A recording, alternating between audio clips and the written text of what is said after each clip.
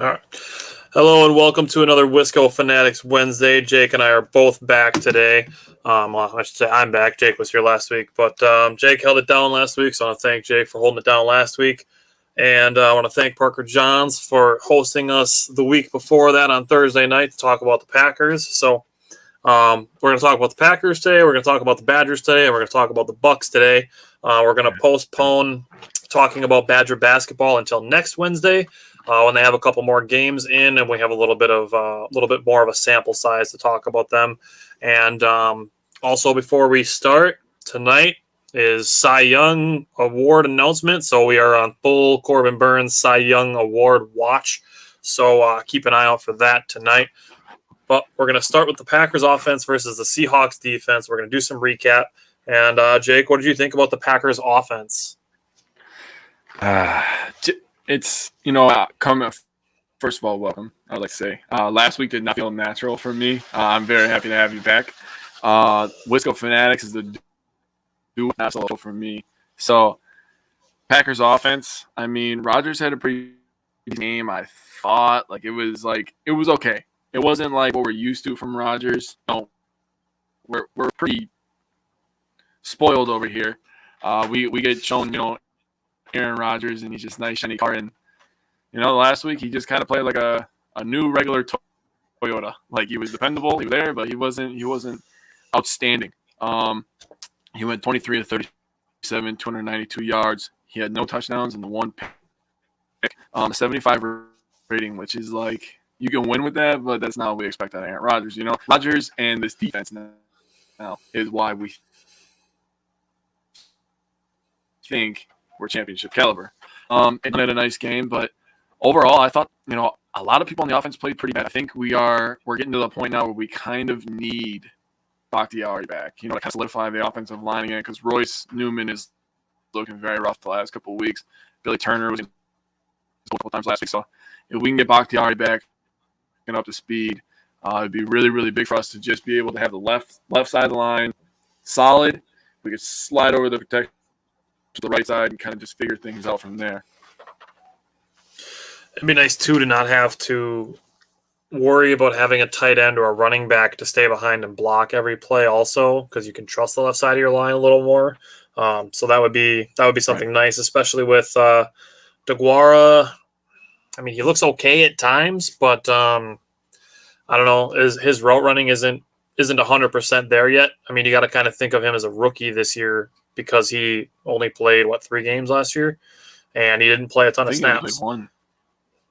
Yeah, so you got to think of DeGuara pretty much as a rookie at this point. But yeah, if you're having to keep an extra tight end in every play to help block, that's taking away opportunities for other tight ends to fill the Robert Tonyan role. With DeGuara, his play wasn't very impressive, so I'm looking at Dominique Daphne and maybe even Tyler Davis to maybe get some opportunity this week to see if they can help fill that role. But looking at the Packers offense, it probably should have been a 20-0 game, but Mason Crosby missed a field goal, which, if you take away the Bengals game, doesn't happen very often. But MVS made a nice catch on that drive, and then a questionable holding call kind of really put him in a bad spot. But they're trying to get the run game going. We're going to see a lot of A.J. Dillon this week, so we talked about it, Jake and I did, about what we think is going to happen to replace Aaron Jones in the 1 to 2 week absence that he's going to have minimum. And if the Packers are winning games, they're not going to rush Aaron Jones back. They'll let it be a 3 to 4 week injury if they're winning without him. So Jake and I were kind of considering kicking around some ideas of potential replacements for Aaron Jones while he's injured. So Jake, let me hear what you're thinking about potential Aaron Jones replacements. Well, first, I was kind of thinking, and I heard about the Kerryon Johnson, us looking at him, and then I'm kind of thinking, yeah. At that point, I'm thinking, why not just run with Patrick Taylor? Packers have to do in-house, next man up stuff the way it is. And I'm thinking, Patrick Taylor might just be the guy. They're going to give the lion's share of carries to A.J. Dillon anyways. He'll probably end up getting 20-plus carries in the next 2 weeks. Then we have a bye week. Yep. So, which is nice. That's for going to be a clutch bye week. oh my God, remember when we were so happy? We were like, dude, we always get an early bye week, and now we have a late one, and it's like, oh, it's gonna be fantastic. That could be something that can help us with Big Z, maybe with Jair. I mean, that's something that's going to be absolutely massive for us. We'll get there. I feel like the week after the bye, they're going to be targeting returns for a lot of guys. Yeah. And guess who's going to that game, baby? The Bears, baby. I'm ready. Sunday night. But first, we have to focus on our pretend rival, the Minnesota Vikings, because we don't really worry about them, right? But I'm thinking AJ Dillon, against the Vikings this week on the road, and then against the Rams. They look like the Lions. I thought of Matthew Stafford and the Lions. The Rams, who, my God, they look terrible right now, do they not? Matthew. I mean, they look back-to-back weeks. Well, so do the Buccaneers. They both look very beatable right now. Here's the thing with the Buccaneers. I'm going to say this because I was thinking about this. The Buccaneers did this last year, where they kind of struggled in the middle of the season. And then the last, I'd say, 5 weeks of the year, they got insanely hot. And then Tom Brady carried that New England mindset. By the way, I got something to say about that. And then he just got hot right before the playoffs. I got to ask you a question. Did you see Bill Belichick's interview today? No.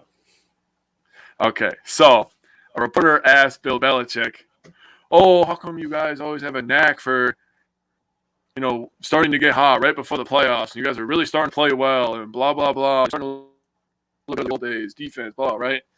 And Bill Belichick's just sitting there licking his chops. He's just like, believe it or not, we got to play good the entire season.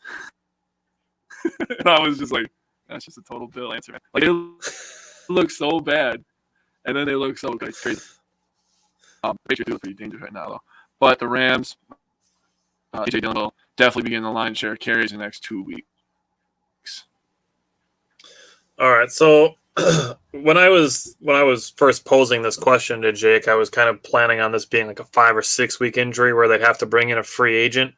I'm seeing a lot of people asking if the Packers should bring in Le'Veon Bell. I just wanted to kind of get your thoughts on that, because I think the Packers, they're not looking to necessarily replace Aaron Jones. They're going to be looking to replace some pass catching out of the backfield, because A.J. Dillon already can give you what you need in the running game. And he showed some nifty footwork last week with the catch and run that he had. It was like a 45-yard play or something like that. But he's shown that he's got. Yarder. It was 50. I wanted to say 50, but it didn't feel right. But so I mean, AJ Dillon, he's shown he can kind of do some work in the passing game, but he's not going to be the 6, 7, 8 reception guy that Aaron Jones is. He's more in that 3 or 4 range. But what do you think about Le'Veon Bell? I mean, I'm seeing a lot of people asking the question. So personally, I'm gonna send a question back to some other people. Have you watched any Ravens games? Because he does not look very good, in my opinion. I would say no to Le'Veon Bell. He's not the same Le'Veon Bell as he was in Pittsburgh. Mm-hmm. So for me, I'm going to say no.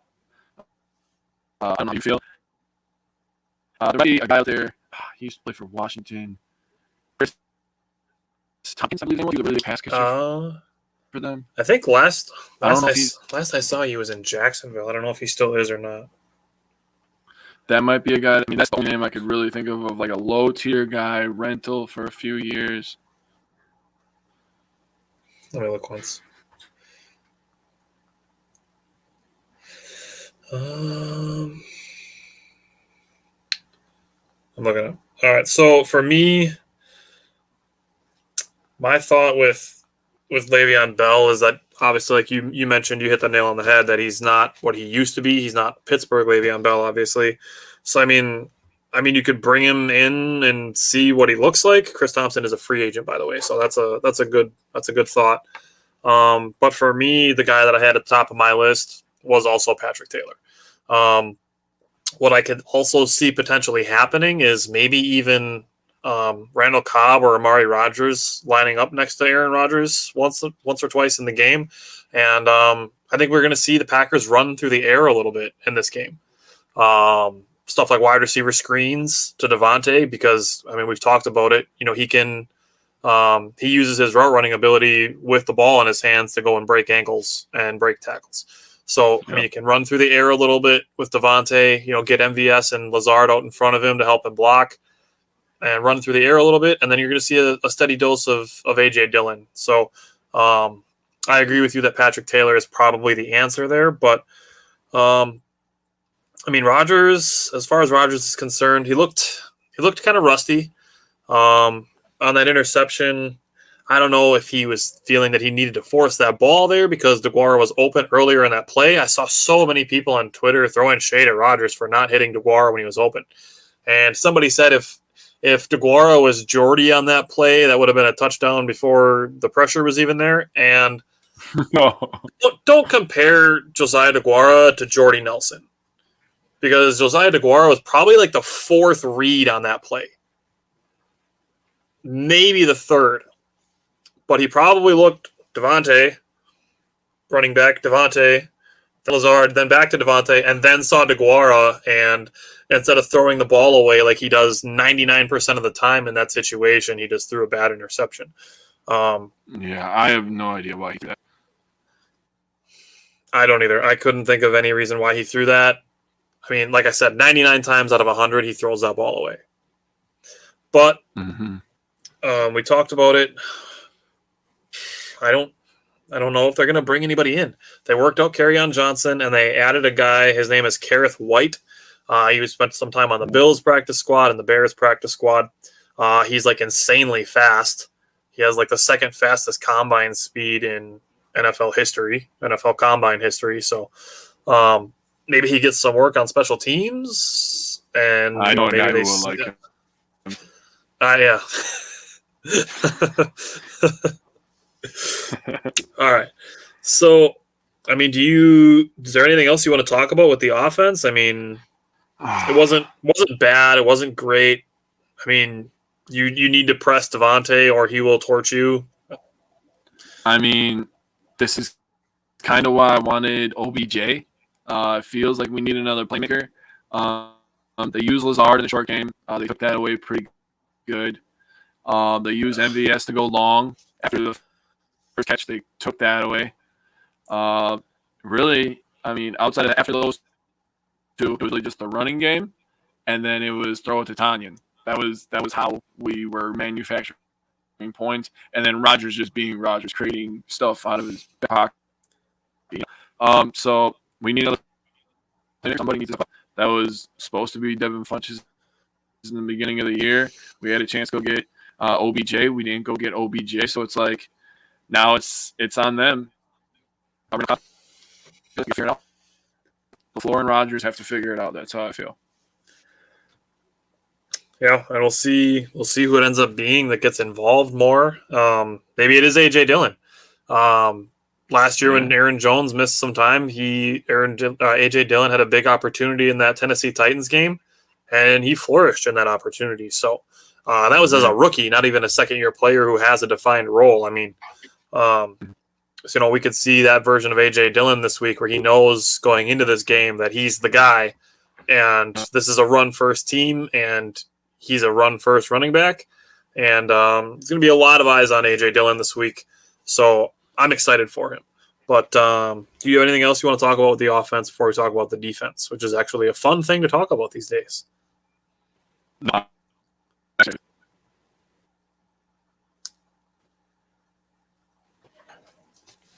All right, let's talk about the Packers defense. What do you want to say? Oh, man, what don't I want to say? Holy crap. So, geesh, man. I wrote down my top and all three of them are defense. So, first of all, Russell Wilson come back on his first game, and I tried to warn Seahawks fans, come into Lambeau. It's going to be a rough day for him. 20 of 40, 161 yards on his pass attempts, 2 interceptions. Really could have been 3. Amos dropped a different one. Twice he almost had the third one. Yeah, very good receivers, right? Metcalf, 3 catches, 26 yards, 8 targets. Tyler Lockett, 2 catches, 23 yards, 8 targets. To shut those dudes down, Without that's Jair. next level. Yeah, that is next level. So I have some stats. Do you want me to say my stars? Sure. I mean, 2 of mine are on the defense, but they're position groups. So Okay. I'll say mine real quick. I got a little thing to say about my number 1 star, and then I'll let you go. So my first star is Adrian Amos. He did play a great game. He was that center fielder. 4 tackles, 3 solo, 3 passes defense, 2 dropped interceptions in there, and an interception that he did catch, which was he made a really, really great play at first one that he dropped. I was like, oh, man, he's wide open. And all of a sudden I saw Amos' chest, and I was like, oh, okay, he knows where the ball is. So he was tracking down the field. He should have had that one. But anyways, Eric Stokes is number 2, man. Eric Stokes, man. Holy sheesh. This guy is freaking good. 47 coverage snaps, 4 targets, no receptions, no yards. That's a rookie. That is a freaking rookie. Put Jair on the other side. What are you doing? Dude, you remember at the beginning of the year when we drafted him and we were like, who is Eric Stokes? And then we were like, oh, okay, I like this guy. And then we're like, oh, this guy's going to be good. Oh, this guy's going to be good. And then he gets the opportunity. Damn, this guy's good. Yeah, we're at the point now where like we went from who the hell is he? Damn, he's good. Number 1 corner. Yeah, and that's in what, 6 months? Yeah, he's got that closing speed, man. It's incredible. So my number 1 star, I'm going to apologize, not on my behalf, not on your behalf, but on the behalf of what I would call the special Packers fans that freaked out after week 1. My number 1 star is Joe Barry. Word. This man has come in here and just completely changed this defense, dude. You know, we went to that first practice, and right away we saw him being fired up. You know, he was detail-oriented. You know, he crosses his T's and dots his I's. He doesn't miss a thing, okay? This was a great hire. Got some cool stats, man. I'm sure some of them you've already heard, and some that I just did by myself. So the first one is the Packers have not allowed a point in 6 quarters. Yep. That's 20 drives worth. So 20 straight drives against our defense, 0 points. So opposing quarterbacks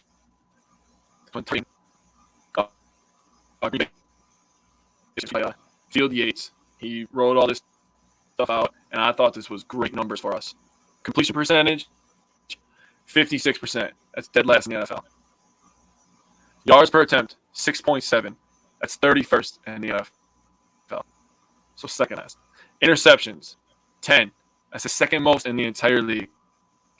This is all without Jair Alexander. The Packers are 6th in turnover margin. They have caused 16 turnovers, 11 interceptions now, and 5 fumbles. So then I wanted to break one thing down. The last 5 games, the points that we've given up. Because I was really, really interested because I'm like, man, this team is on fire right now with defense. So Chicago, Washington, Arizona, Kansas City, and Seattle. I totaled up all the points. It was 58. So 58 points over the last 5 games. It's 11.6 points per game. You try to look me in the eyes and tell me that's not a championship level defense, and I will laugh. You can go back 2 farther games. You can go 2 farther games back, and then their last 7 games, they're allowing less than 14 points a game. Yeah, that's insane. That's championship level defense, and this offense will figure it out. They will figure it out, especially when they get healthy. Yeah, they'll figure it out. So if this defense keeps playing like they are, man, oh man, I don't care. Tom Brady, I don't care what it is. Bring them to Lambeau Field. We're able to stomp them boys. All right, so I have some good stats for the defense. For me, my 3 stars, it was Devontae Adams, the pass rush, and the secondary. So looking at the pass rush, we talked about Devontae a little bit already. So I want to look at the pass rush. Now I got some next gen stats, and I got some stats that I kind of had on my own. And the Packers are number 3 now in points per game in the NFL. 97% of the snaps on Sunday were with 6 or fewer guys in the box. That 97%. Now That's listen a to this. stat. Now listen to this. Rushing 4 or fewer players, they generated 13 pressures and all 3 of the sacks that they had. Rushing 4 or less.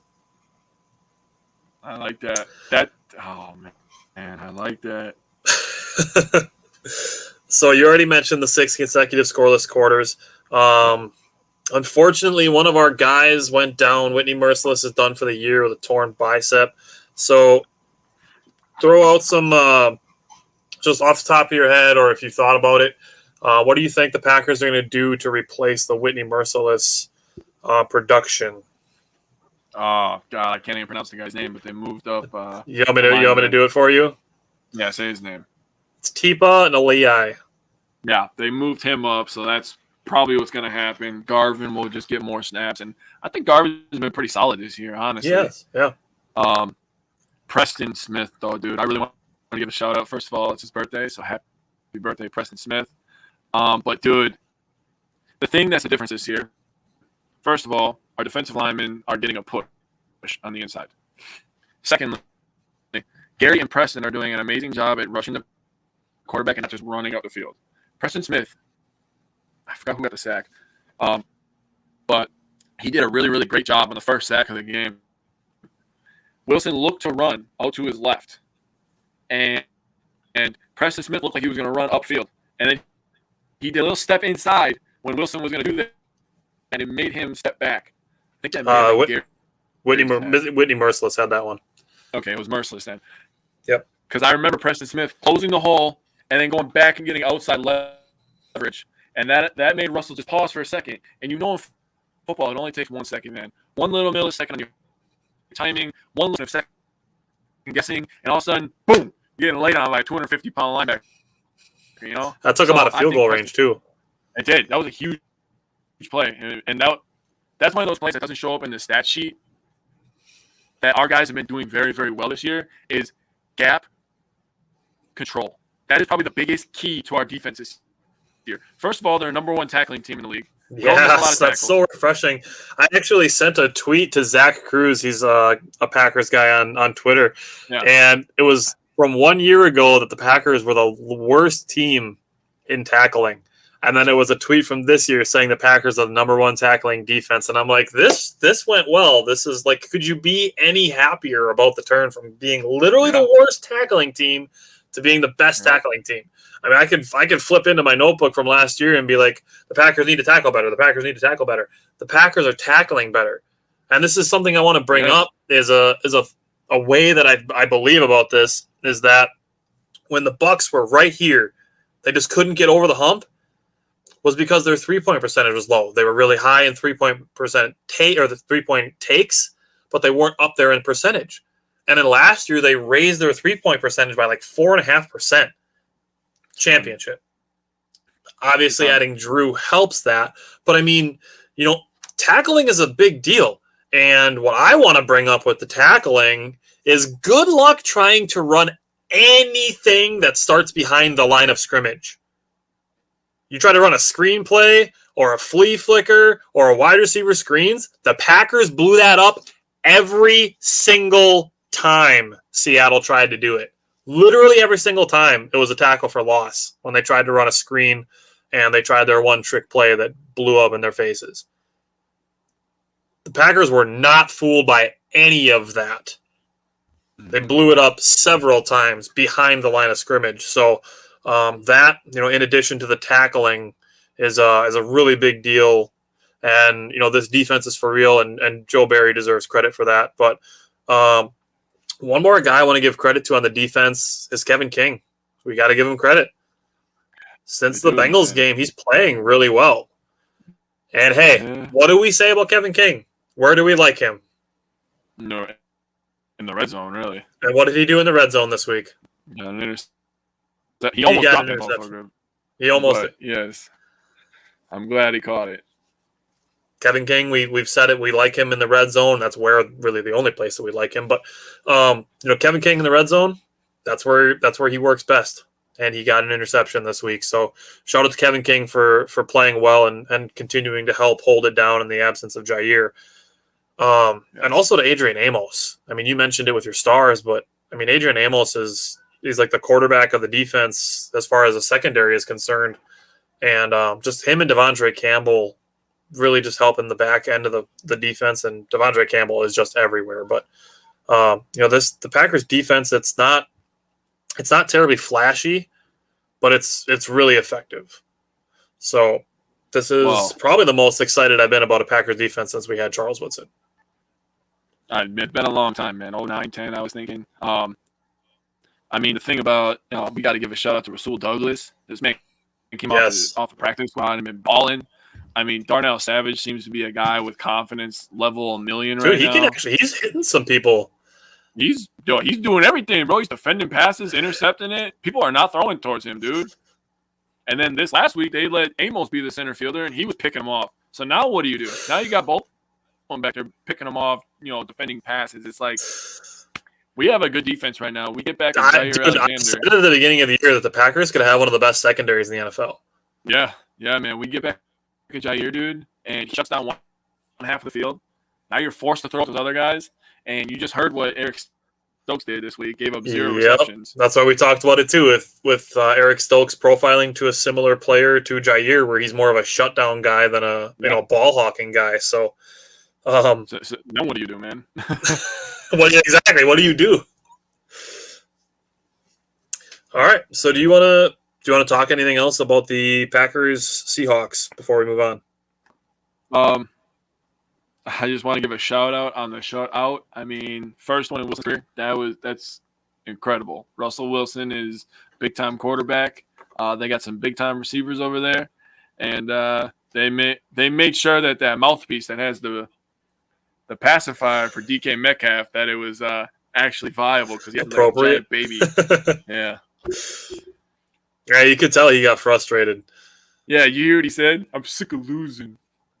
Man, shut up. Be a professional. You're literally called a professional football player, dude. You're not going to win every game, and I understand you're struggling, but you came to Lambeau, dude. Not many people walk out of there with a W. Just saying. So, speaking of Lambeau, before we move on, I want to talk about the stock thing really quick. Because the amount of people talking smack about the Packers having a stock buy, and it's like, oh, it's not really a stock because it doesn't pay dividends. But somebody then brought up that it's better than using taxpayer money or whatever, which is a fair point. Now, when we talked about the Bucks arena, their taxpayer money was part of that. And there's people like, oh, I don't care about the Bucks. I don't care about a new arena for the Bucks or for concerts or whatever. I mean, obviously, there's parts of that people don't understand about the income tax and what that brings for revenue and stuff. But getting back to the Packers, when you have a stock buy like this, you don't have to use taxpayer money. So there's nobody complaining and nobody's forcing you to buy stock in the Packers. Now, people are also calling it like a glorified souvenir, which it is. But people buy jerseys and then players leave the team, and people buy hats and then they rip or they get dirty or whatever. So you buy a new hat. Like, it's just like that. It's not that much different.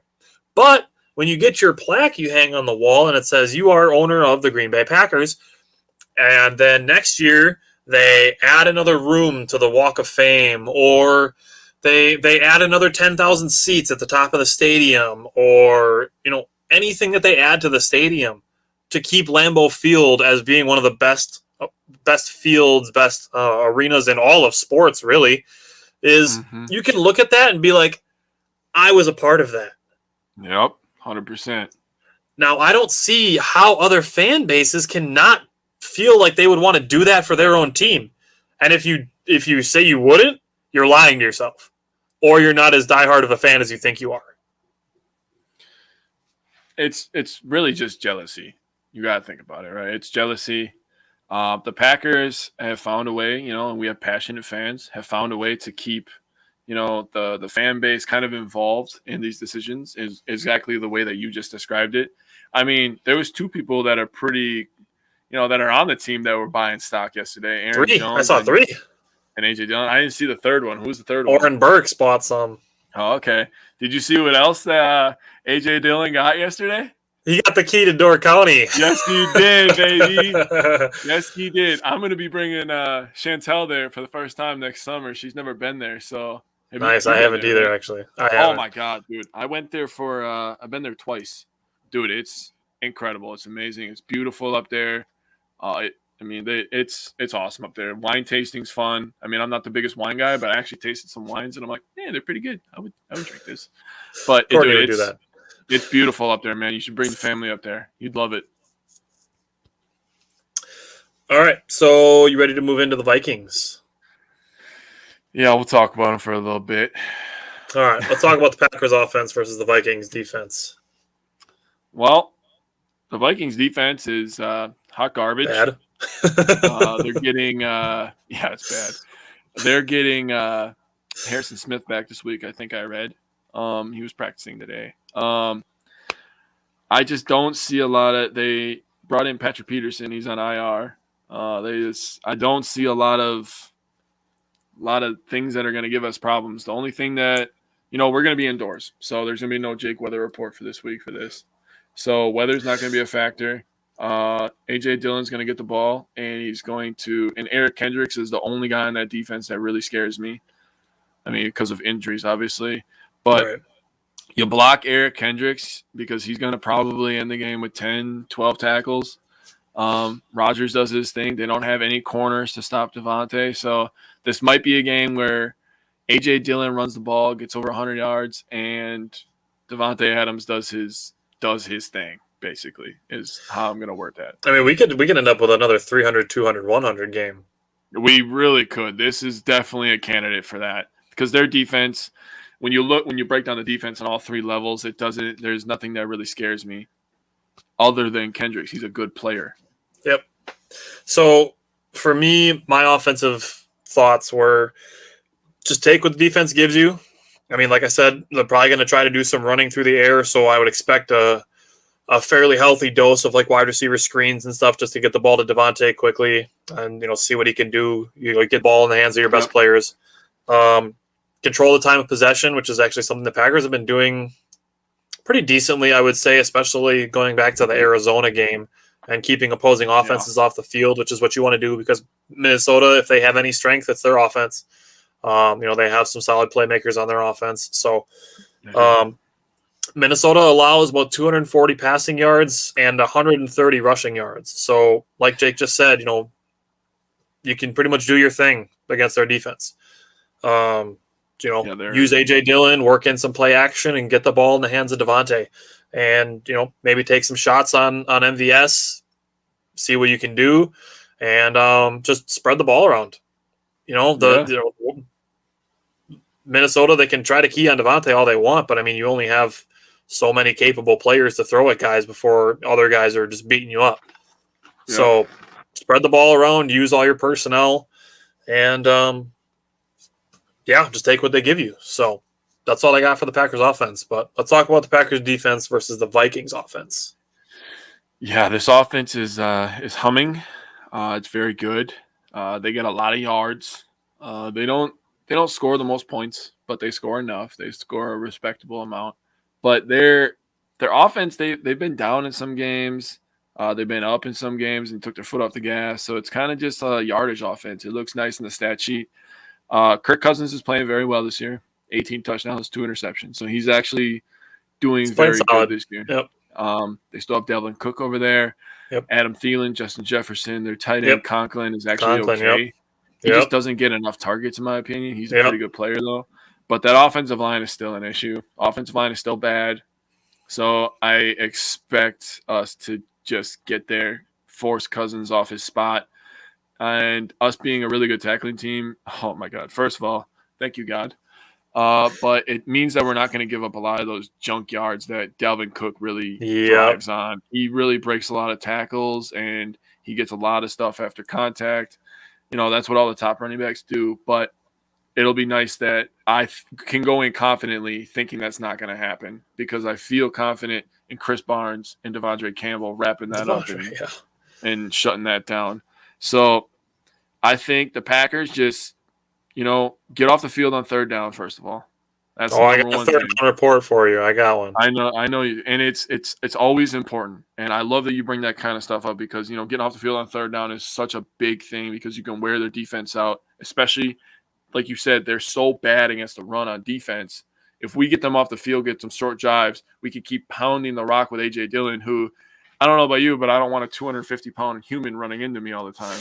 So And he's quick, and he's actually pretty decent on his feet. Like that's what makes him kind of great. He kind of has that little Eddie Lacy feel where you're like, damn, Eddie Lacy's so big, he's just running into us. So then you kind of just gear up for that, and all of a sudden he goes past you, and you're like, shit, now I got to worry about that.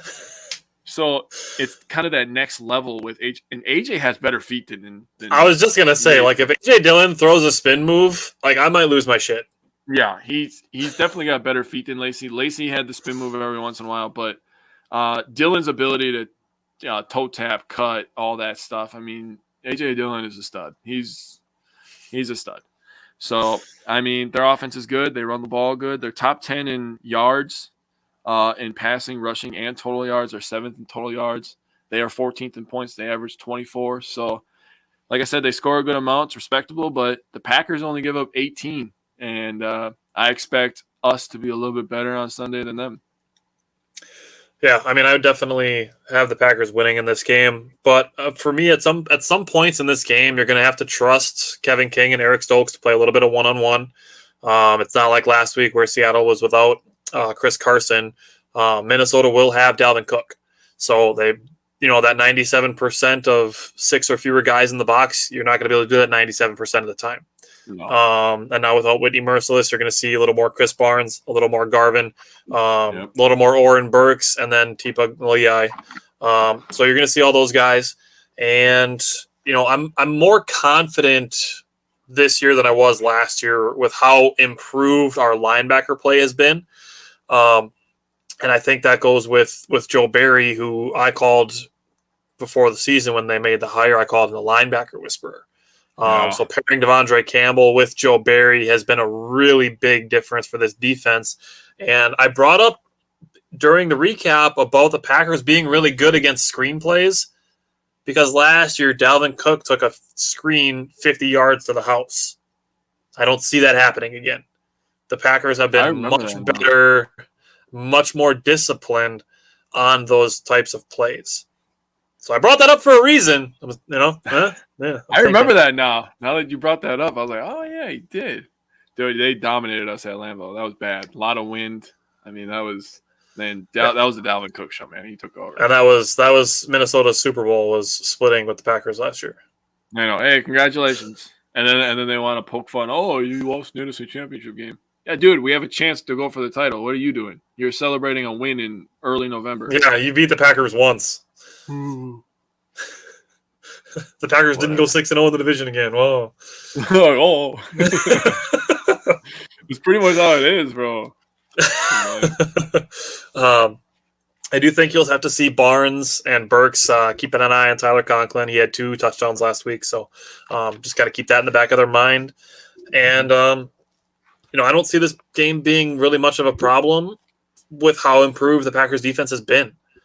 So I'm going to give my third down report, and then I'll give a score prediction. But for third down report, Minnesota, we had Matt Ramage on the show a couple weeks ago, and he was talking about how Minnesota fans like to brag about how good they are on third downs, and it's not the case anymore, which is really funny.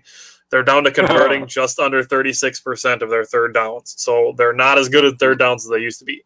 And they're better on defense on third downs, though. They only allow just over 34.5% conversions on third down. So that's pretty good. The Packers continue to improve on both ends of the football. They're up to converting over 40% of their third downs and allowing 42% on the other side of the ball. So as far as things for the Packers defense that has been extremely improved, a couple things they can still work on are third down defense and red zone defense. And we got Owen in the comments saying he's going to come off topic and tell you the Bucks are debuting their city jerseys tonight.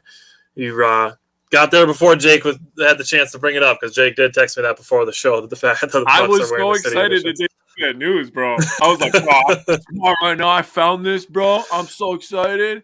And I texted Tyler, and then Owen ruins it for me. That guy always ruins everything. Yeah, that guy causes problems everywhere he goes. He does. I'm for chaos every once in a while, though. I'm not gonna lie. All right, you have anything else with the Packers before we talk about the Badgers? Nah, man, I am very excited to talk about the Badgers. Now I know you are too, because we were texting during that game, man.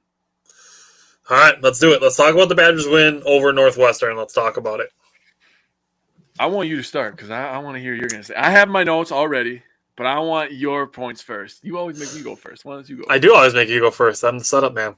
All right, so for me, the red zone defense came up big on the first drive. They got the interception in the red zone, held Northwestern to only 80 yards in the first half, and the comparison that I wanted to make is Braylon Allen was reminding me of a combination of two former Wisconsin running backs. See if you can think of the two. Let me see if you can guess them. I'm gonna say, is Ron Dane one? Ron Dane is one. And then I'm gonna say Melvin Gordon. Hey, look at you! Good job. Yes, Melvin Gordon and Ron Dane. That's who Braylon Allen was reminding me of because he was quick and he was running people over.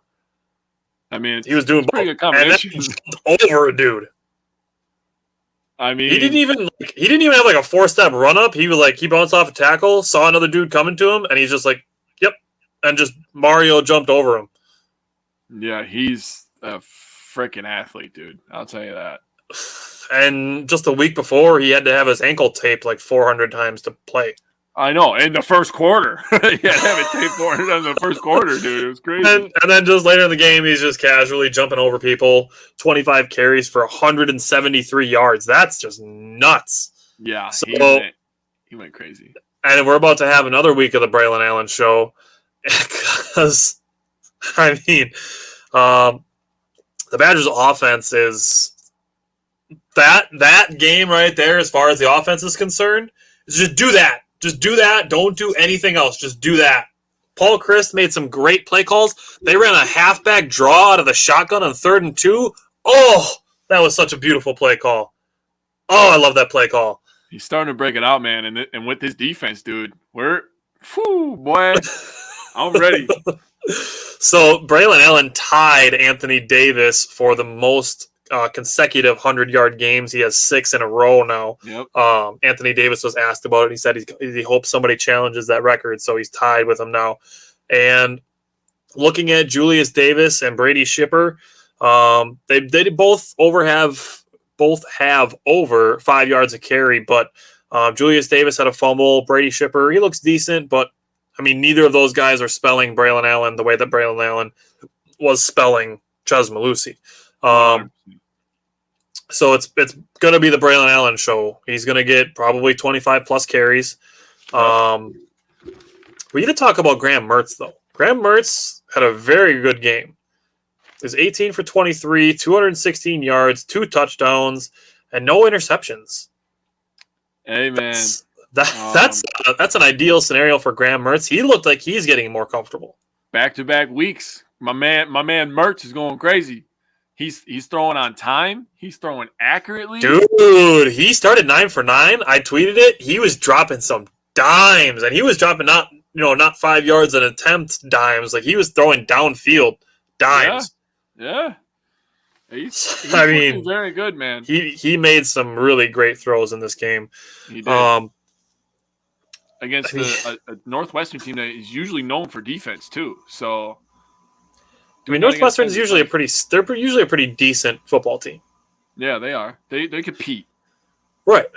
So I mean, it's not a Rutgers game type thing. So 9 different players caught passes in this game. And 7 of them had receptions that went for 13 yards or more. Yep, that boy. That's what I wanted. There you go. So Mertz is showing his better accuracy downfield. He's showing touch, which was something that we talked about. We know he's got the arm strength. He just needed to throw the touch. He was overthrowing guys a lot this year, and he dropped one in I think it was to Shipper. He dropped one right over the linebacker, right into his hands. It was a beautiful throw. And then guys are breaking tackles. I mean, just getting yards after the catch. I mean, I can't say enough good things about the Badgers' offense in this game. They've totaled up 497 yards. So, I mean, I don't know. What do you think about the offense? I can't say enough good things about it. All right. So, I hope you're ready for this. First of all, I was going to start by saying 6th straight win for the Badgers. Also, the 6th straight game that Braylon Allen went over 100. There's your key. You get a guy that goes over 100, brings that physicality.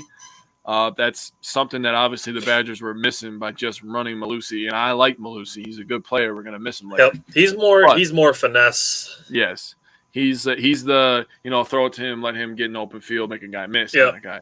Yep. What I was going to say, first of all, you took all the words out of my mouth with grammar. That's what you get for making me go first. Hey, I wanted it. I wanted you to have the shine.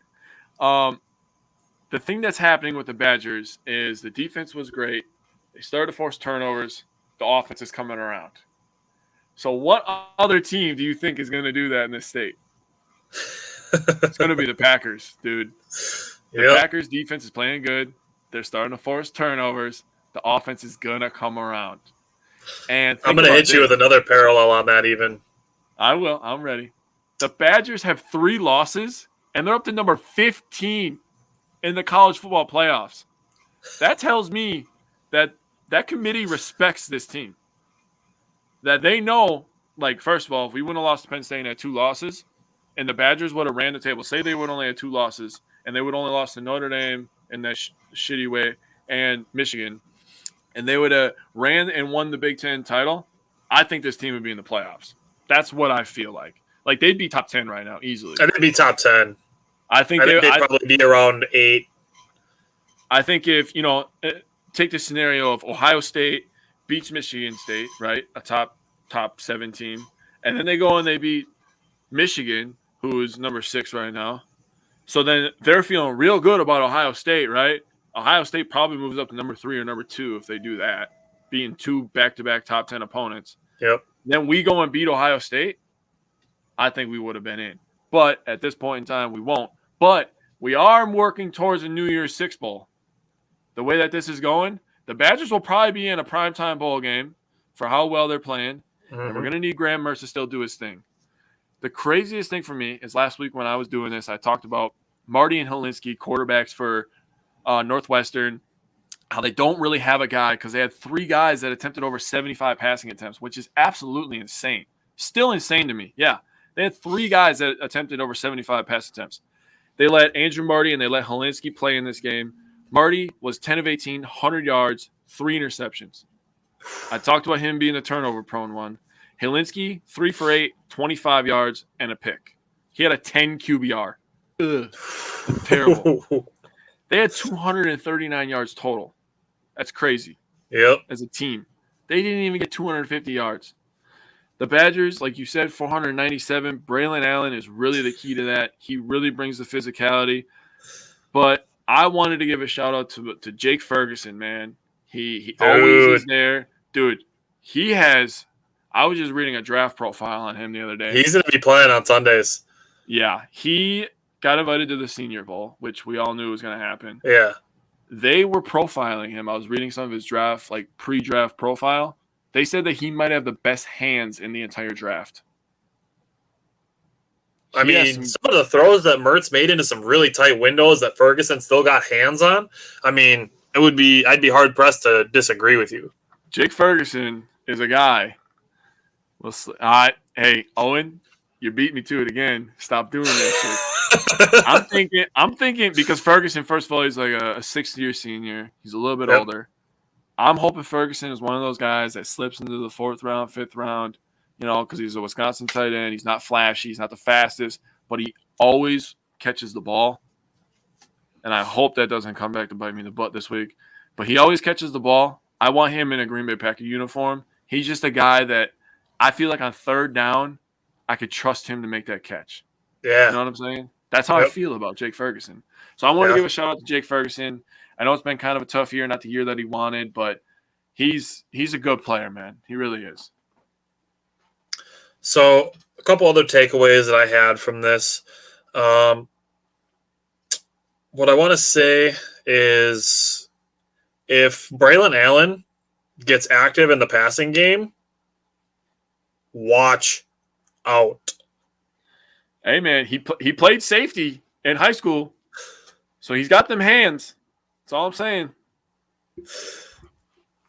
So what I want to say is we've talked about how good this defense is during the Badgers win streak. You mentioned it's 6 games. We've given tons of credit to the death row linebackers. Yes. But what we haven't done is give a lot of credit to the secondary. And, we've talked about how they're doing better at getting takeaways, but we haven't really talked about the secondary very much. And so we want to talk about Caesar Williams, Fayon Hicks, Scott Nelson, Torchio, throw in Hunter Wohler, who was a freshman who had an interception in this game, Dean Ingram, who does the punt returning, who made a great read to go and get an interception in this game. The secondary is really, really, really improved since that Michigan game. Man, so that's really completing this defense, is the secondary improving to go with the linebackers, who Leo Chenal looks like a first-round pick at this point. He had 14 tackles. Yeah, 3 tackles for loss and a sack. Jack Sanborn probably ended up being like a third-round pick at 10 tackles, 3 for loss. And you could throw in Dean Lowry of the Badgers, Matthew Henningsen, who had a sack and a tackle and a half for loss. Dude, there is all over this defense. You remember Loudermilk from last year? Yep. He gets a lot of playing time on Pittsburgh, by the way. Does he? Yeah, he does. I watched a lot of Pittsburgh games this year. Ever since Ryan came on, and Ryan. I would say, yeah, Ryan did it like that. Yeah. But this defense is filled with a bunch of guys that are going to play on Sundays. And I mean, Leo Chenal, like you said, that guy is a monster. I mean, we got linebacker. I mean, Herbig might be a guy that could get some PT. Dude, I told you, the Badgers might have 3 first-team all Big Ten. They will. Sanborn is going to end up being that guy that slips into the 3rd round, 4th round, and all of a sudden he's just making tackles everywhere, and you're like, damn, where the hell did this guy come from? Oh, he's just up there in Madison. Oh, he's from Wisconsin. Yeah. Yeah. Caesar Williams, you already said his name, back-to-back weeks with interceptions. This one came in the red zone, like you said. Jordan Turner as well, freshman linebacker, back-to-back weeks with interceptions. Yeah. Dean Ingram, his interception, dude. That was a beautiful read. He read that so well. I was so impressed. I was like, bro, he just jumped a screen. Like, he read that in a second. That was like a 3-yard out route. Yeah. And he beat him to the spot. It's crazy, man, how well he played that. And then Torchio, man, he had like a really, really good game last week. He had I'd say probably like a quarter and a half straight where he was just kind of felt like he was the best player in the field because he was breaking up passes, getting tackles. He was knocking people over. He was getting interceptions. Like Torchio was doing everything. He was everywhere for a while, flying around. So, I mean, this Badgers team is deep, man. We got a lot of talent. And it's nice that we're starting to blow people out because you were predicting, about if they play a certain way that blowouts come, right? And it's nice that we're doing that and we're starting to get some of those young guys on-field experience, man. I really love that. Couple things that I want to say yet is the last 4 games, the Badgers have 16 takeaways. That's massive. It's pretty damn good. I want to give a 3rd down report for the Badgers. The Badgers converted 6 of 11 on 3rd downs, so that is very good. That's over 50%, so that's very encouraging. And they held Northwestern to 3 for 13. That is suffocating. That's less than 25%. That's pretty bad.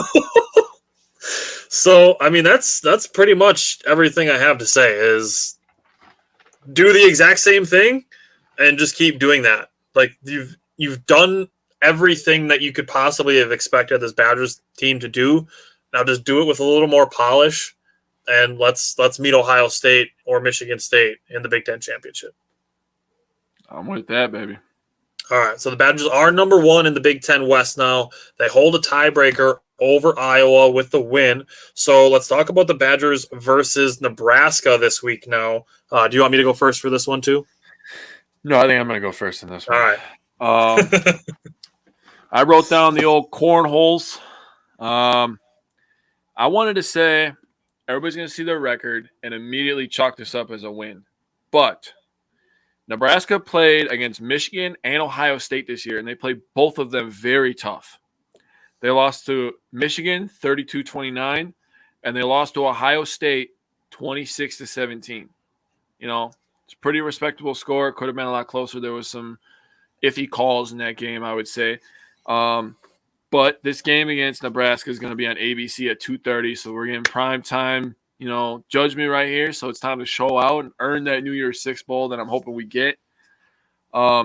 This is going to be a close game. I mean, Nebraska is actually a pretty good team. I know it's in Madison. Badgers are favored by 9.5 for that reason. The over-under is 42. I was looking at all the stats and breaking them all down. Nebraska gives up 132.5 rush yards a game. And I'm thinking, my key to winning is get Braylon Allen going, assert that dominance, assert that, that physicality. I'm thinking we're going to get a 7th straight game of Braylon Allen over 100 yards. He's going to get force-fed. That's going to happen. Yep. We just need Mertz to hit a few passes. I mean, 18 of 23 works for me too. That's a lot more than a few. But if Mertz is balling and, he has his touch and Braylon Allen is running, I don't see them scoring very much on our defense because our defense is freaking real good. Yeah. I will give my score prediction later after you give it. All right. Yeah, So Nebraska is 1-6 in the Big Ten. Yeah. And their quarterback, who has 13 touchdowns on 8 interceptions, so turnover prone, is also their leading rusher. Yeah, I saw that. So that does not bode well for Nebraska's offense. That's going to be a rough day for their offense.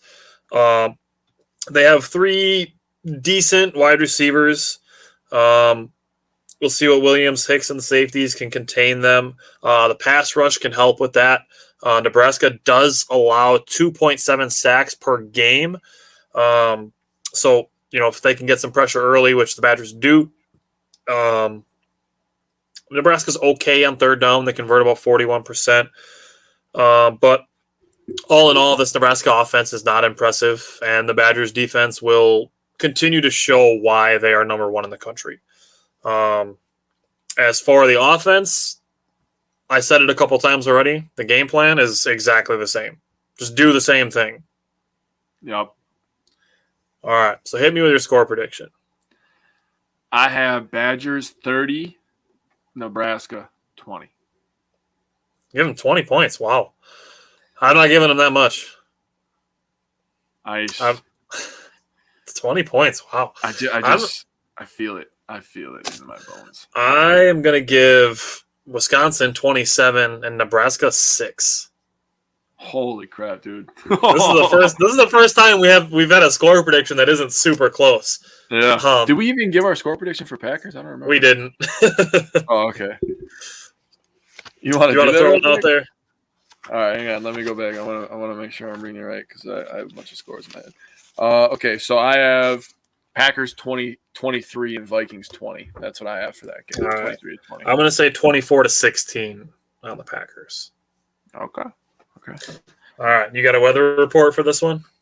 I do. It's going to be pretty mild, man. 49 degrees. Winds south at 6 miles per hour.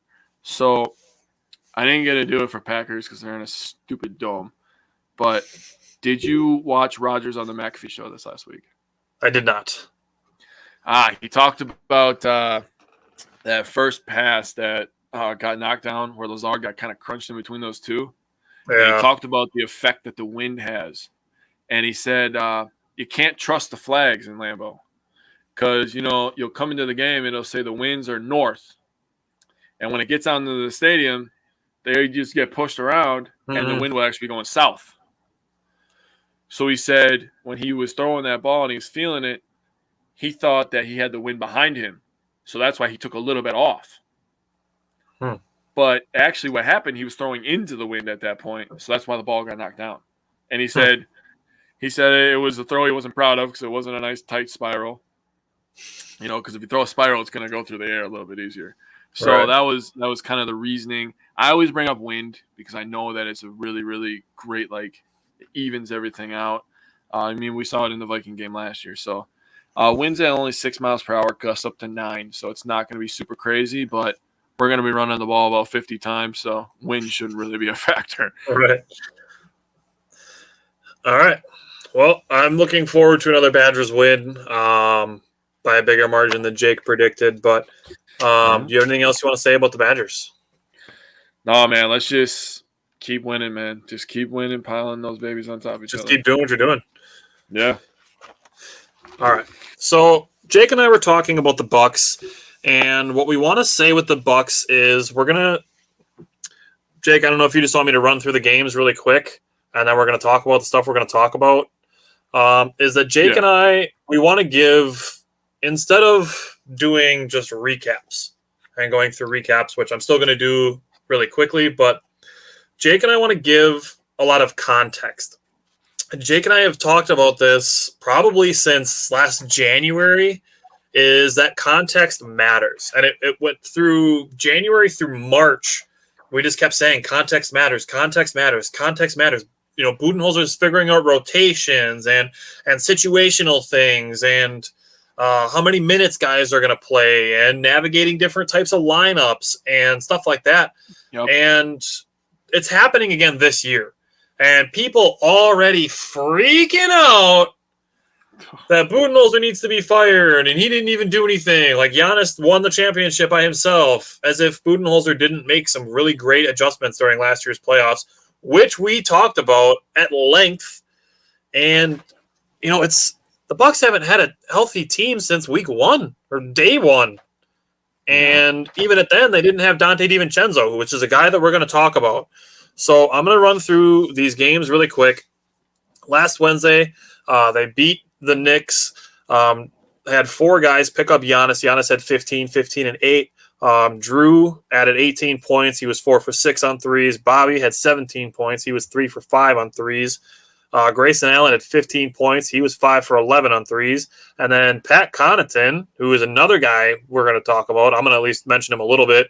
23 points, 9 rebounds, and 5 assists. And he was 7 for 13 on threes. Shit, Pat Connorton is a baller, dude. Dude, he was the best player on the floor for a couple of minutes. I ain't going to lie to you. So crazy. The rebounding in this game, the Bucks 50, the Knicks 38.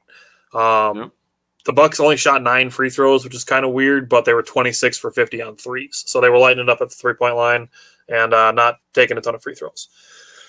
Then moving into a Friday night game, which is kind of a weird game. Giannis was a late scratch. So it was basically Drew was the only starter and he was playing with everybody else. He shot 1 for 12 on threes, and this game still went into overtime, which was crazy. But Drew Holiday, 17 points, 13 assists, 6 rebounds. Bobby Portis had 22 points. Grayson Allen had 21 points. George Hill had 16 points. Pat added another 15.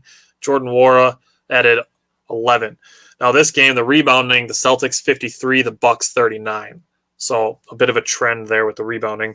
And then Sunday's loss at Atlanta was basically, say what you want to about Trae Young, but if you're giving a guy mismatches to the point where he can get literally every 3 that he takes wide open because you're switching Bobby Portis and Jordan Nwora onto Trae Young, like at that point, if this was a playoff series, that defensive strategy would be changed. So yeah, no, they just took my context away. All right. So that game, Giannis 26, 5 and 6. Drew Holiday 19 points and 8 assists. Grayson Allen 18 points, 4 of 7 on threes. Bobby Portis and Pat Connaughton added 11 each. Only 15 bench points in this game was really a big deal. And no George Hill in this game. So tonight the Bucks play the Lakers without LeBron. Chris Middleton should be back, so I'm very excited about that. Jake, what do you want to say about tonight's game? Is there anything cool going on? Yeah, man, they're debuting in New Jerseys, man. I'm pretty excited. Dude, I am actually like super, super excited to see those in action, dude. Dude, I'm excited that I they brought purple back. Oh, that's so awesome. I know. Did you see some of the new sweatshirts, dude? Yes, dude. Oh, Did you see the purple one that has like the old triangle logo, but it has the yes, new M on it? Oh, I want yes. one of those. I was like, oh shit, here we go. I'm gonna spend all my money again. All right. So So then, all right, hold on. Friday, the Bucks context. play the Thunder. Yeah, we're getting there. We're getting there. All right. Yep. Friday, the Bucks play the Thunder. Just got to watch out for Shea Gilgeous-Alexander. He's a beast. And then Saturday and Monday they play Orlando. So the Bucks should have a couple of get right games there. But the three main things that we want to talk about is Giannis's interview with GQ, which people are freaking out about stuff being taken out of context. We want to talk about Brook Lopez. And we're going to talk about the shooting guard position, mainly Donte DiVincenzo versus Grayson Allen. Just two guys that I want to throw out really quick. Pat Connorton, who's playing 30 minutes a game and shooting 38.5% on threes. Man. They're getting a very reliable three-point shooter in Pat Connorton, who's also very durable. He's reliable, and he plays tough defense, and he's super athletic. Yeah, he's. We mentioned it a couple times that those are the kind of guys you need to win championships. Is you need to have those kind of role players around. So I love Pat Connaughton. And then Semi Ojeleye is the other guy I want to mention just really quick. You can see that he's starting to find his footing a little bit. He missed the first like 6 or 7 games, I think. So he's just now like 6 or 7 games into the season for him.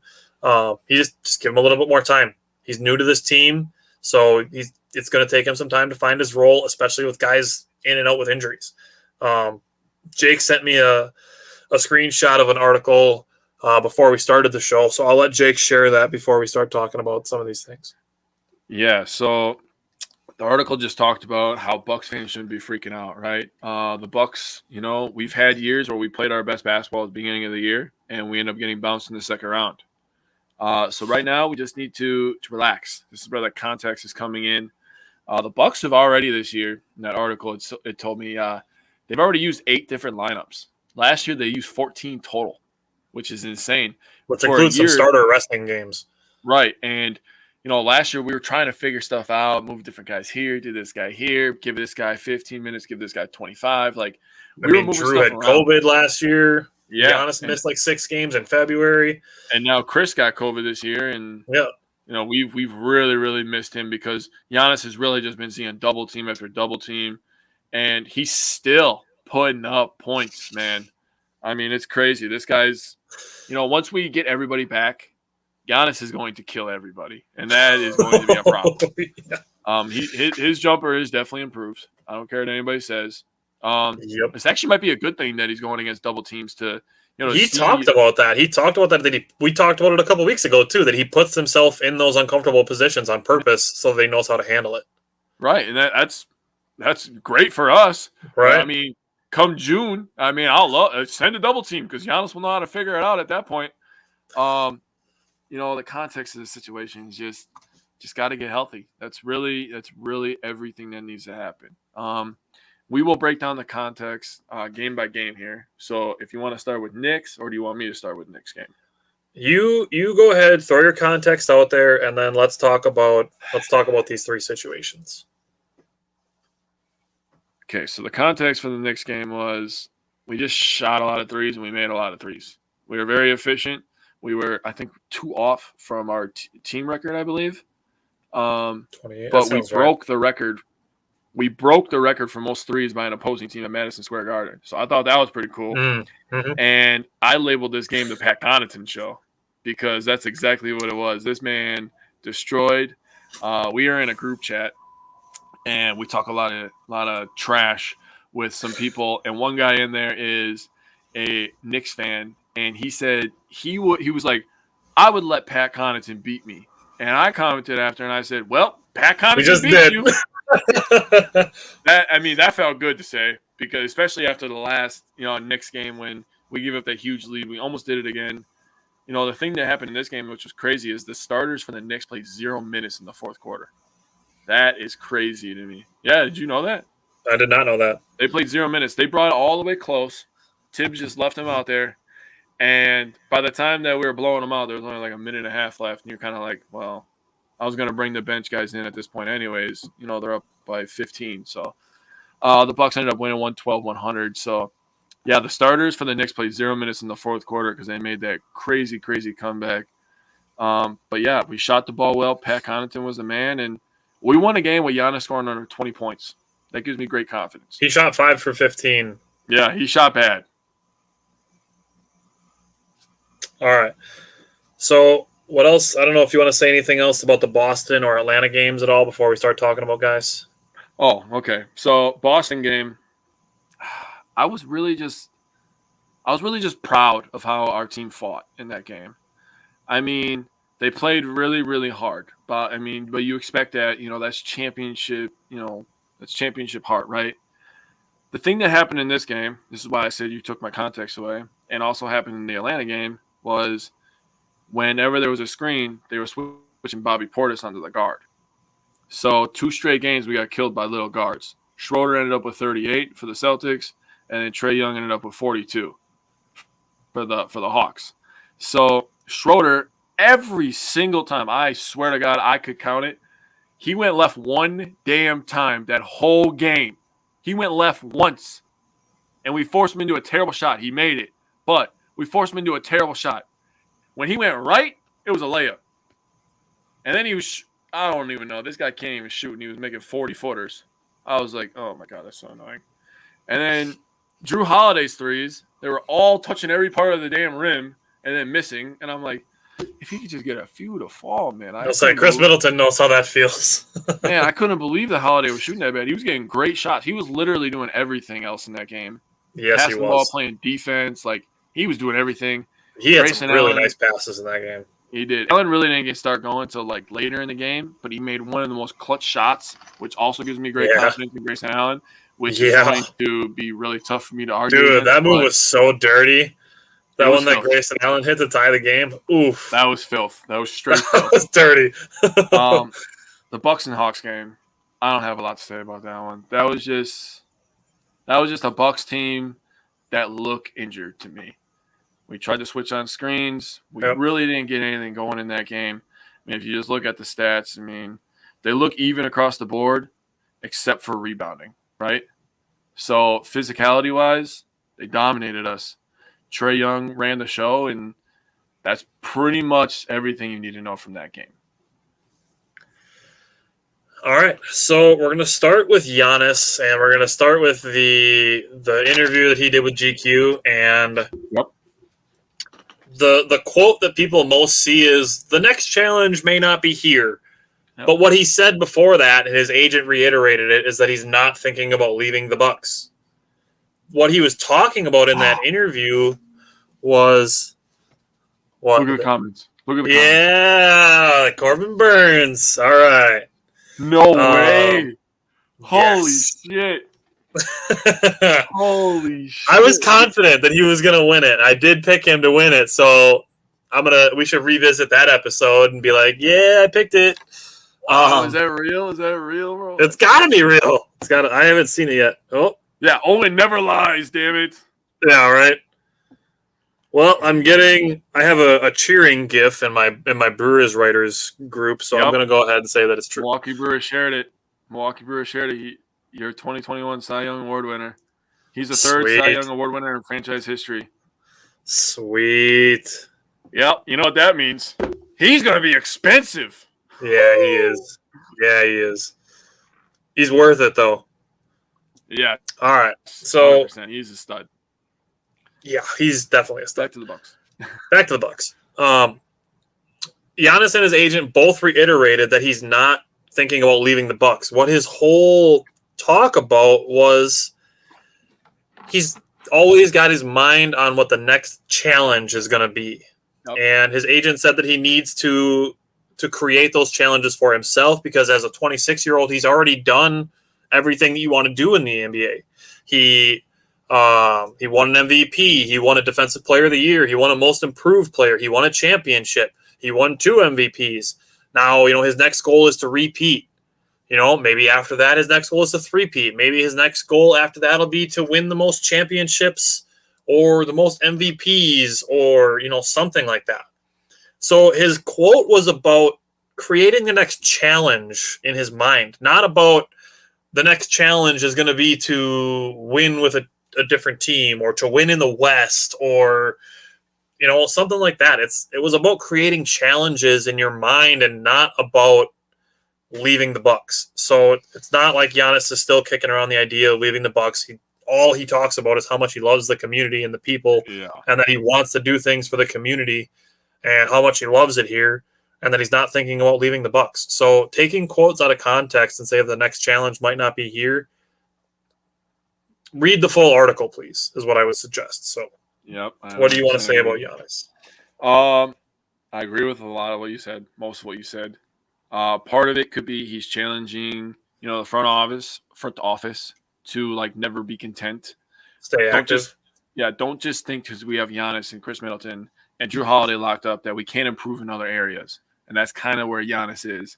They got a guy like Grayson Allen, great pickup so far. Yeah, that was a steal. Semi Ojeleye looks like a good pickup so far.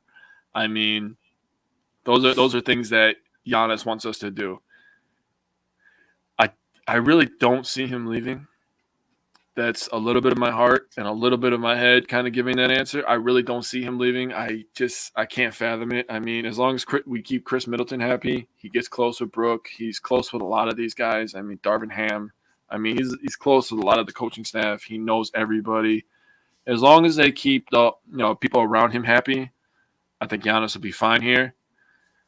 They just have to, like you said, just keep creating challenges. And that was the big thing, when it was getting brought up the other day, I was just like, please I saw a little tiny video on it. It was only like 4 minutes of the little video, but I watched the whole thing, and then I read the article that you're talking about.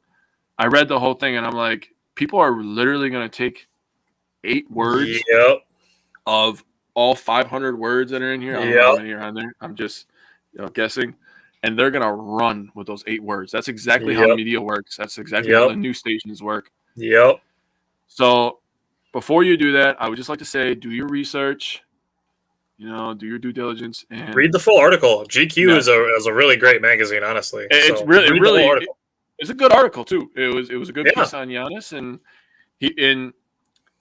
people are going to be wondering, why was Giannis getting interviewed by GQ? It's because he won Male Athlete of the Year. Yep. So that was why. The photo shoot, he looks pretty funny in my opinion in those glasses, but that's neither here nor there. So that's just my opinion, I think. Chris Middleton made fun of him a little bit. So anyway, let's. All right. What'd you say? Chris Middleton made fun of him. He called him ugly. Bro, he looks weird in those glasses. I'm sorry. His big old nose does not fit those glasses, bro. I'm sorry. All right. So let's talk about Brook Lopez. Now, I'll let you talk about Brook Lopez, and then I'm going to say some things. So I will let you start with Brook Lopez. I want to talk about him on offense and defense. Okay. So the way that I did this is I wrote down the things that I felt like they provide to our team. So I have 6 things for Brook Lopez that I wrote down that he is, very, very good at these things. Wrote down his stats as well, but we'll get to there if we need them. So Brook Lopez is a great rim protector. That is simply just a fact. Yep. He averaged 1.5 blocks per game last year at 27 minutes. So he's playing under 30 minutes and blocking 1, 2, 3 shots. He's doing his thing. And he's actually, I would say, arguably one of the best, if not the best, at defending with his hands straight up. Okay, so Tyler's reading my notes. He's never like this. He's always straight up. So even if he's not getting blocks, he's just there being, I am Groot, and nobody's shooting over him. Yes. Or you have to try to shoot over him, and then you're missing shots. Right. So like I said, Tyler's reading my notes. The next thing I was going to say is the verticality rule. Brook Lopez is absolutely, dynamically, in my opinion, the best at that rule. He forces a lot of bad shots, which turns into rebounds for Giannis, rebounds for Chris Middleton. I'm going to hammer on rebounding, as I've done. So he's the box-out king. again, allowing other guys to get the ball and run, which allows more fast break opportunities. Yes. The next thing that he does is two things on offense. He's a three-point shooter. He shot 33.8% last year from three. His career high is 36.5% from three. So he's not far off of that. That was back in 2018 when he became Splash Mountain. Yep. After that, he's still a very good finisher at the rim. He still can score with his back to the basket. He can score pick and roll. He can score pick and pop. Brook Lopez is a great player, big, giant piece of our team that we are missing. And when he comes back, it's kind of like I said about Bakhtiari. When Bakhtiari gets put in at left tackle, that slides Jenkins over. That slide, we got our center. Then we can slide all of the blocking help to the right side. We get Brook Lopez, the puzzle's complete. We slide Giannis back to his normal position. He helps spread the floor. Chris Middleton, you do your thing. Giannis isn't getting double all the time. Drew Holiday, you play your defense. You hit your threes. You get to the rim. Everything gets molded back into place. Brook Lopez. And then, the other thing with that, too, is that your bench players go back to being bench players and not starters. Yes. Seeing people complain about the Bucks bench right now when it's fringe roster guys that are playing the bench roles and not the actual guys that are going to be your role players who are all playing starters right now. Okay. If I have to watch Rodney fucking Hood, I'm sorry for swearing, but I have to watch Rodney Hood play anymore, I'm going to lose it. I hate that guy. I freaking hate Rodney Hood. I hate him. He is awful. That was a terrible pickup. I'll say that right now. He is awful. I was okay with taking a flyer. I honestly didn't think he was going to make the roster. He could fly the hell out of here now. That's how I feel. I hate that guy. When everybody's healthy, I think he's probably going to be gone. He's so terrible. And dude, he literally he never makes open threes. He plays barely any defense. He's terrible. I'm sorry. Okay, you go. I'm all for giving Jordan Nwora all of his minutes. Yep, 100%. All right, so couple things that I want to say about Brook Lopez are rebounding. Jake already touched on it. Brook Lopez has never been a big rebounding guy. And people are they'll be like, oh, he's big. Why isn't he good at rebounding? Jake hit it. Jake hit it when he said the box out king. Because what Brook Lopez does is he box out opposing teams' big man. The Dwight Howards of the league, the Andre Drummonds, the Nikola Jokic's, the Joel Embiids of the league. He gets those guys away from the rebounds, which allows guys like Giannis to grab them, Chris, Drew, even Pat Connorton, Grayson Allen to grab rebound, Donte DiVincenzo, who we're going to talk about, to grab rebounds and start your fast break right away. Instead of Brook Lopez going up, grabbing a rebound, having to turn and look to find somebody to outlet the ball to start the fast break. That can save you 1 or 2 seconds on your fast break, which may not sound like a lot, but that's 1 or 2 seconds that the defense doesn't have to get back and turn around and be ready to defend. That makes a difference, especially when you have a guy like Giannis who's just absolutely freakish on the fast break. And, in the Minnesota game, he threw an alley-oop off the backboard to himself through 4 guys. Yeah, that was crazy. if you want to talk about a fast break impact of what 1 or 2 seconds can have, I will give those 1 or 2 seconds to Giannis and watch him score every single time on the fast break. Yeah, me too. I'm cool with that. And then the other thing is Jake kind of touched on it a little bit as far as his impact goes, but what it means is Brook Lopez is the anchor of the defense. And a lot of what the Bucks do is funneling their man to Brook Lopez. And Jake's talking about Dennis Schroeder, where every time he went to the right, he had a layup. If Brook Lopez is in the game, that doesn't happen. No. So all these guys are used to playing this way, where they're like, all right, I'm going to funnel my guy right to the restricted circle, right to Brook Lopez. And Brook Lopez isn't there. So this not only is, you're missing Brook Lopez's, statistics, but his impact is team-wide. Guys are used to funneling their defensive assignment to Brook Lopez because that's why they have Brook Lopez. He's there to protect the rim. You force guys at your biggest defender and say, hey, try to shoot over this guy. And then they don't have that right now. Then he hits you with this, right? Exactly. So that changes basically the entire defensive scheme for the entire team. And we're 12 games in, and people are freaking the hell out. Stop it. Brook Lopez is important to this team. Now, obviously, if they were to do something like trading Brook Lopez, obviously the defensive scheme would change. There wouldn't be as much switching. There wouldn't be guys pushing, their assignments to Brook Lopez because his position wouldn't be there anymore. So it would be different. Right now, they're still playing the same way defensively, waiting for Brook Lopez to be healthy. So when that will be, I don't know. I don't know if the Bucks know. It's just going to be a to be determined thing. It still seems unclear every time I look it up. Yeah. So Jake, you made a good point of when it might be a good time to panic, and I'm going to give you a chance to say that before I move on. So when me and Tyler were talking, I said we get to Christmas, we start leaking into January, and we're still unclear on Brook Lopez. We're not hearing anything. We're still unclear on Donte DiVincenzo. Hanging around the 500 mark. Just hanging around, still losing games the way that we are, like against the Hawks and giving away games against the Celtics. I know we had nobody playing. We wouldn't have lost if Chris and Giannis played. But, if we're still losing games like that, then I'll start to worry. Yeah. But until then, I'm taking it for what it is. I'm hoping, this next week, because Chris is coming back. This is very important for me to say, especially to Bucks fans. Do not expect Chris Middleton to be dropping 40, okay? You see Drew Holiday coming in, and he's still getting his legs under him, and he's 6 games in now from coming back. Give Chris some time.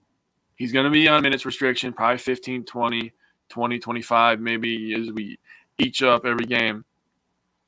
But give it time. He's not going to be the normal Chris Middleton you saw hitting mid-range daggers in the finals, okay? Let's just take our time. We'll eke out some wins. Tyler told you we have some pretty easy matchups coming up. I mean, the Thunder only win against the Lakers, so we're not the Lakers. So we got some easy games coming up. We'll get some dubs. We'll be over 500, and we'll be just fine. Yeah. And also the Bulls are pretenders, not contenders, so just let the Bulls fans say what they want. Listen. I'm just feeding them the candy, right? I'm feeding them what they want to hear, right? I'm like, all right, yeah, you guys are good. Yeah, Lonzo Ball's great. Oh, yeah, Zach LaVine, he's an MVP candidate. Listen, the Bulls. Enjoy your tampering penalty. For real. The Bulls are that team that'll give a real championship contender like the Bucks or the Heat right now, because the Nets look like trash. Yeah. That's another reason we don't need to freak out, because the Nets look terrible right now. But the Bulls are the type of team that gives a real title contender like a tough series. I don't think they beat a real title. They're not going to beat the Bucks. Fully healthy, head on against each other, the Bulls are not better than the Bucks. I'm sorry. It is what it is. It is not what even. it is. That's really not even close. I'm sorry. They have no interior defense. When the Bucks play the Bulls, Giannis will murder them. Yeah. Okay. Oh, they're like, DeMar DeRozan's been great. Yeah. DeMar DeRozan's going to be really, really awesome on defense, like he's been his entire freaking career. Dude, he's terrible on defense. He's going to get cooked by Middleton. You think Lonzo Ball's going to get wide open threes in the playoffs with Drew Holiday on him? No, sorry. And Lonzo Ball's a little sissy boy. He's finesse. Drew Holiday's going to take his ass out back and whoop him. It is what it is. Devin Booker style. Dude, hey, Lonzo Ball's a good player. He is finesse. I'm sorry. He is a finesse player. Drew Holiday has a little bit of old school in him. He could be finesse, but Drew Holiday is a physical freaking dude. Both ends of the court. That's why KD talks about Drew being one of the guys that he least enjoys going up against. Yeah, and who was it? Oh, I think it was Iguodala. Just said that Drew Holiday should have multiple Defensive Player of the Year awards. Yeah. Dude, Drew Holiday is a physical guy. And he was first-team All-NBA defense for a reason. Yeah, he is, in my opinion, I'm going to be a homer here, I think he's the best on-ball defender in the league. Like, straight up, like, hey, throw this guy on him, and let's see what happens. I mean, you can't really name a lot of better players, in my opinion. Like, I'm talking guard. Like, people be getting crossed up a lot. And Drew gets caught every once in a while, too. But, dude, he's got quick, strong hands. Like, he is straight up a monster. Yeah, I mean, I'd probably throw Giannis in that conversation, but Uh, yeah, it'd be hard to pick. I mean, maybe Draymond. I mean, if Ben Simmons was, had his stuff together, he can be that guy. But I Yep. mean, Drew, like I said, Drew Holiday won first team All NBA defense for a reason. Um, so the last discussion that Jake and I want to have, and this is going to be interesting, is what's going to happen to the shooting guard position when Donte DiVincenzo comes back from his injury. Now, I don't know if you want me to go first or if you want to go first because we're on different sides of this. So I'll let you go first. I'm interested. I see what I'm going to say. I want to all see right, your points. so I know one's going to be shooting. I already know that for a fact. yes, so there's a case to make for Grayson Allen to be on the first team offense, and then I have a case to make for Donte to be on the second team offense or second team rotation. Now, I'm gonna make this very, very clear right now, is that when they're both healthy, they're gonna play almost the exact same number of minutes. So who starts? So who starts and who comes off the bench isn't gonna be that big of a deal because they're gonna play very similar minutes. Yes. Now, what I want to say is for the starting role is that I believe Grayson Allen fits better alongside Giannis. And for the reason of shooting is really the big thing.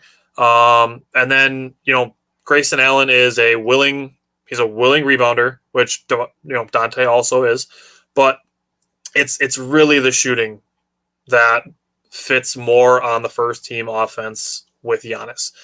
Now, what I really like is the thought of Donte coming off the bench with the second unit guys, George Hill and Pat Connorton and Bobby Portis.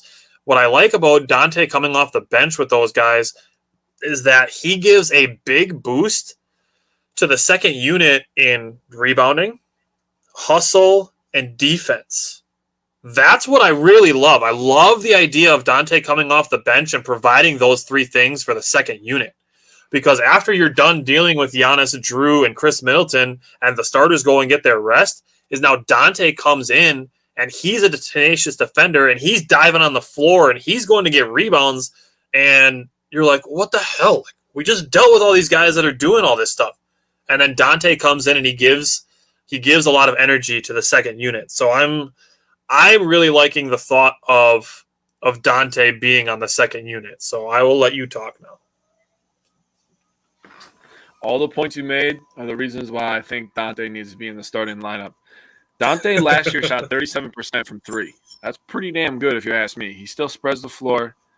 He grabbed 5.8 rebounds per game. So we're getting beat up, bullied, offensive rebounds a lot, in this stretch of bad basketball. But you get your box out king, Brook Lopez, back. You got a guy like Donte flying in there with his athleticism and pushing the ball down the floor. I think Dante's a little better at pushing the ball down the floor. It's just my opinion. Off the dribble, that to me is another reason to put him on the second unit. Because when you're talking about the starters having the other guys to bring the ball up the floor. I'll show you. Hang on. I got you. I got you right here. This is where I got it. Donte is better at the catch and shoot three, right? And like I said, he's better at pushing the ball up the floor. So I don't know, dude. I don't know. You run more plays. That's just my opinion. You don't have your guys out there that can just manufacture points. Giannis can manufacture points. Drew, Chris, they can go one-on-one. They could dribble. They can get to the rim, do what they got to do. On the second unit, you need a guy like that. Donte is not that guy. Grayson Allen could be that guy. Grayson Allen can create a shot off the dribble. He could be our Lou Williams. Is really the role that I want for him is Lou Williams. Come off the bench, you score. He still plays good enough defense. Him and George Hill are getting a lot of playing time together right now. So, they are going to play similar minutes. Last year, Donte, with no Grayson Allen on the team, only played 27 minutes. So, it's not like he's playing the whole damn game anyways. So, They're going to split minutes. For me, I want Donte on the floor, getting those extra possessions for Giannis. He's a scrappy, tenacious defender, like you said. He forces a lot of bad passes. That's a passing lane for Giannis. That's a passing lane for Chris Middleton. That's where my opinion is. And like I said, he's a catch and shoot guy. So if you want to go one-on-one with Giannis, want to go one-on-one with Chris Middleton, you can still have him standing in the corner, standing on the wing. Thing that Grayson Allen does really well, I'll say in a sec. But you still have Donte standing there shooting 37%. It's actually 37.9, so damn near 38%, which is a pretty good shooter. So you still have that. That's kind of my thought process with that. It's going to take a while for him to get back. The thing that Grayson Allen does really, really well that I really love, he's very good at relocating and getting open and giving a great pass to Giannis. Yeah. That I really love. I think he may have taken that from Pat Connaughton because that's one of the things that Pat does really well. I love that about Pat Connaughton. Yeah. I love Pat Content. I need to get his jersey. Maybe that's what I'll do for a city edition. Maybe I'll get a Pat Connaughton city edition. I kind of like that idea. I need to get a Pat Content jersey. That's my guy, dude. He just does everything. He doesn't do anything like perfect, right? Except he jumps really, really high. But he does a lot of almost everything really, really well. Does a lot of stuff for this team, man. He's an unsung hero like Brook Lopez. I love me Pat Connaughton. Man, he hits so many threes. Like when he gets the ball and he shoots that deep one, he's just holding it. I'm like, oh, that bitch is going in. Let's go, baby. Oh man, I love it when he misses and Bobby gets a rebound and kicks it out to Pat. And Pat's like, I'm gonna shoot it again, and he catches it. Oh, do you remember Pat is always ready. Pat is always. Dude, yes. He was like the whole reason behind Let It Fly because he just lets that motherfucker go, dude. I love it. Love it, dude. So, I mean, we're at this point now where when we traded for Grayson Allen, basically what I said was we have another Donte. Yeah. I mean, these guys are both willing to do what it takes to get things done, and they're both going to play well alongside Giannis. I just think with as well as Grayson Allen is playing to start the year, he's shooting just under 44% on threes right now. Yeah. So, I mean, when Donte comes back, Grayson Allen will still be in the starting lineup just because Donte is going to be eased back in. But, when this team's at full strength, they're going to play very even minutes. I agree, 100%. They both do a lot of the same stuff. It's just I think Grayson's a little bit better off the dribble. That's my whole point, I guess, which benefits the bench more than it does the starters. And if you get to the playoffs and the offense gets stagnant, you can just throw Grayson in because he's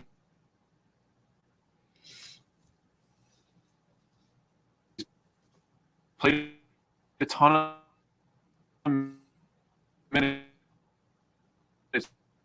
with Giannis. Can you hear me, buddy? I can hear you. You said Grayson's played a ton of minutes with Giannis. I agree with that. Hey, bud. I'm here. Oh, boy. Oh, Tyler, still there? I'm here. There he is. Okay. Just wanted to make sure you can hear me. Yeah, I can hear you. Yeah, I just made my little point. Yeah. Whoever starts, it doesn't matter because the other guy's still going to make an impact either way. Yeah, and it's going to be very similar play styles too. So it's sure. Now, all right. It's time. The Bucks start in 20 minutes, less than 20 minutes. We get to see the debut of the city jerseys. Pretty jacked about that. So let's go. Chris Bucks, Middleton is officially back. So Chris Middleton and George Hill are both playing. So all right, man. We're going to have as close to complete of a team as we've had since before Halloween. So yeah, that's pretty crazy. So we'll have to see what's going on. Hopefully the Bucks get a win against the Lakers because I like shutting their fans up, and we'll go from there.